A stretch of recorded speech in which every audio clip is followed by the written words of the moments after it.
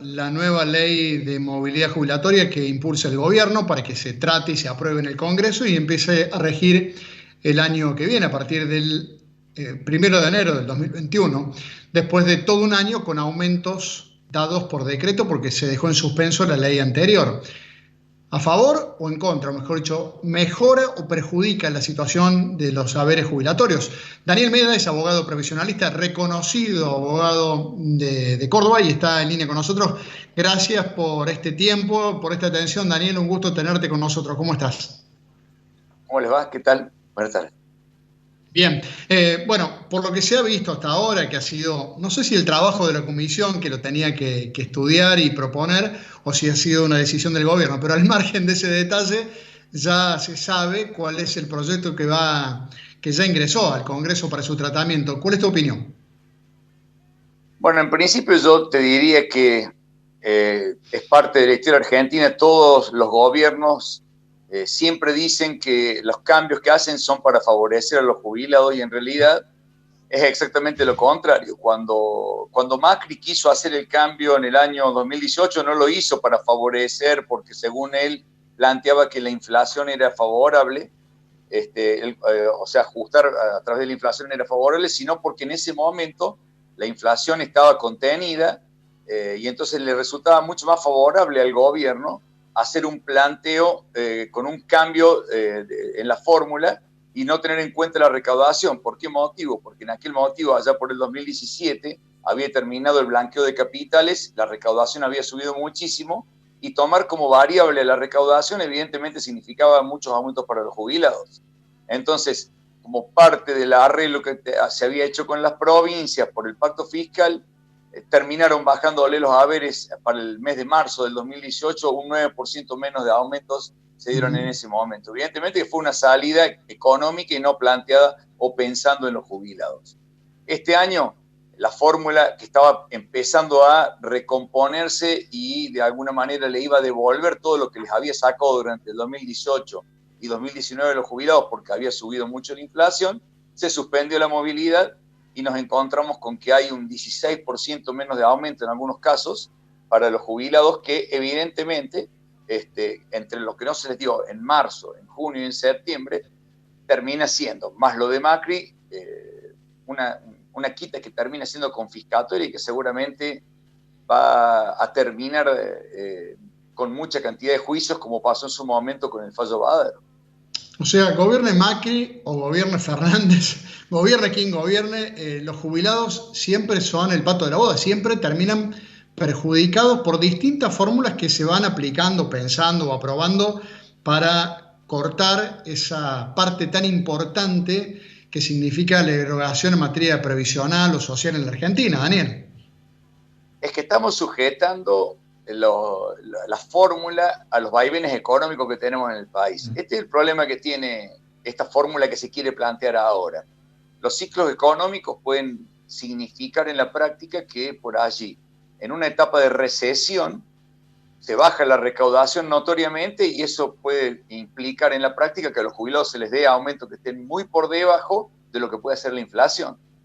De la misma manera, la fórmula anterior, en periodos en donde hubiera una estabilidad económica y estuviéramos en un buen ciclo económico, le convenía mucho más la fórmula, o le convendría mucho más la fórmula que se quiere aprobar ahora. De hecho, en la práctica, entre el 2009 y el 2017, la fórmula funcionó bastante bien. Ahora es una fórmula que tiene algunos cambios porque pone topes con el tema de la recaudación y eso puede implicar en la práctica que se separe un poco lo que puede ser el aumento de los salarios de los trabajadores en actividad con respecto a los jubilados, lo que puede ocasionar que con el paso del tiempo, si se toma tanto en cuenta el tema de la recaudación, signifique que se separe mucho el haber del que está en actividad con el haber pasivo y eso podría también llevar en el futuro a algún tipo de instancia judicial teniendo en cuenta que la Constitución Nacional en el artículo 14 bis requiere una movilidad entre el haber de los activos y los pasivos, sobre todo en este fallo judicial que desde hace muchos años rige, o esta doctrina que se sentó judicialmente de la necesaria relación de proporcionalidad entre el haber de actividad y el haber de pasividad,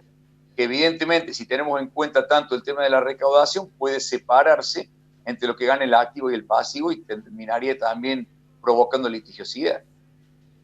Daniel, ¿veremos en algún momento una importante, una justa recuperación de los saberes jubilatorios como todo el mundo predica en campaña pero después no se hace?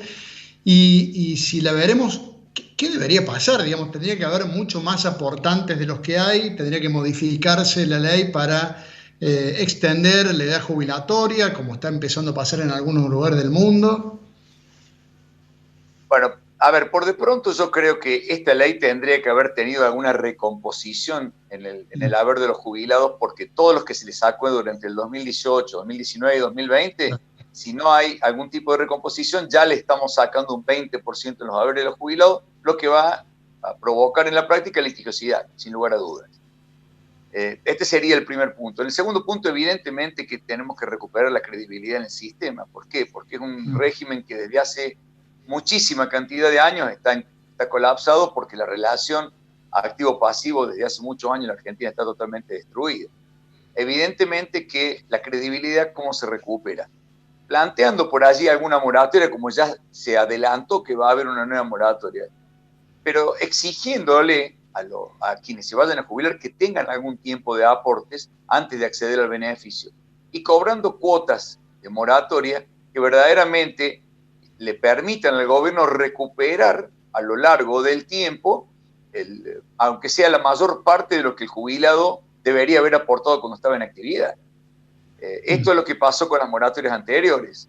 Al día de hoy se sigue jubilando gente en base a la segunda moratoria, la de la ley 26.970, pagando una cuota de moratoria donde compra 30 años a un valor de 800 o 900 pesos de cuota. Eso es ridículo, no hay manera que un sistema pueda soportar esa situación.